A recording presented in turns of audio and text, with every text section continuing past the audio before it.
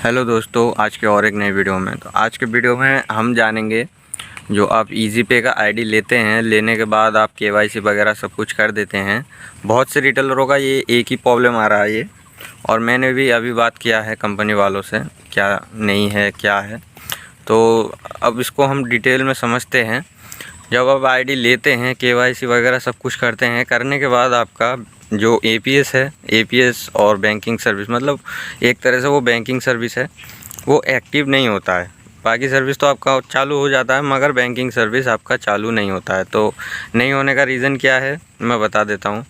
क्योंकि कंपनी का अब रूल हो गया है, क्योंकि बहुत से बंदे हैं आईडी बेकार में ले लेते हैं, लेके काम वाम करते नहीं हैं, उनके पास नहीं ना ही दुकान होता है ना ही कुछ होता है। तो उन लोगों के लिए इन्होंने क्या करा है, इन्होंने ये नियम बना दिया, मतलब कंपनी से ही एक एम्प्लॉय जाएगा आपके दुकान पर, विज़िट करेगा आपके एड्रेस पर, और विज़िट करने के बाद वहाँ से आपका दुकान वगैरह सब कुछ वेरीफाई होगा। करने के बाद आपको आईडी एक्टिव कर दिया जाएगा, आपकी बैंकिंग सर्विस। मगर जिसके पास, बंदे के पास दुकान नहीं है, उसकी आईडी एक्टिव नहीं होगी। और आप खुद से भी कर सकते हैं। खुद से कैसे करना है, जब आप एपीएस सर्विस एक्टिव करोगे, 198 रुपये का या कुछ पेमेंट करता है उसमें, मुझे ध्यान नहीं है। मैंने जब करा था 198 रुपये ही काटा था बैंकिंग सर्विस एक्टिव करने के लिए। तो आप भी जब करोगे, उसको एक्टिव करोगे, करने से पहले आपको पेमेंट करना होगा। और पेमेंट कब होगा मैं वो भी बता देता हूँ।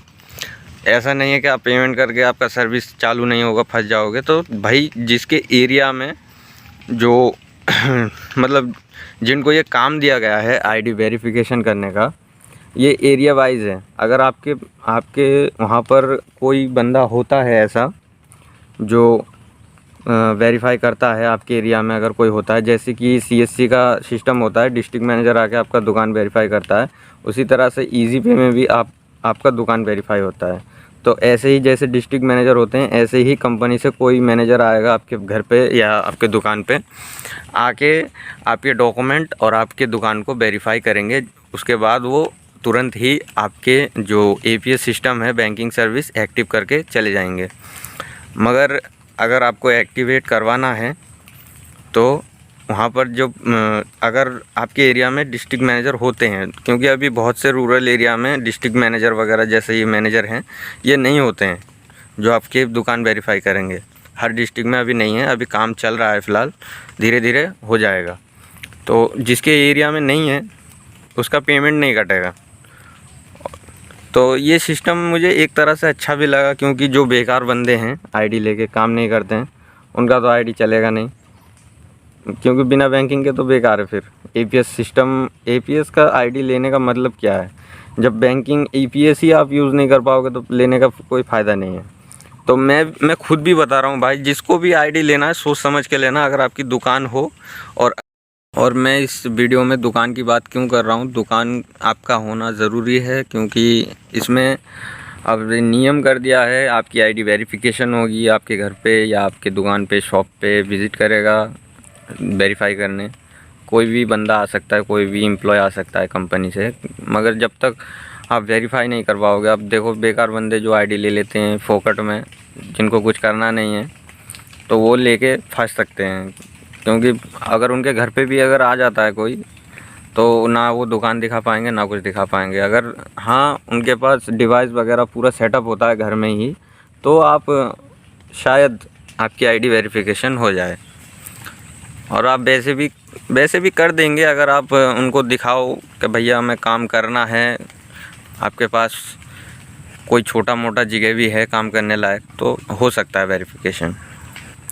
मतलब एक तरह से क्या है, आपको कंपनी को मतलब कंफर्म करना है ये बंदा है भी या नहीं है, या क्या है। कोई बंदा ऐसे काम कर रहा है जैसे कि मैं हूँ, मेरे नाम से आईडी मैं नहीं ले रहा हूँ, अपने मम्मी पापा के नाम से ले रहा हूँ।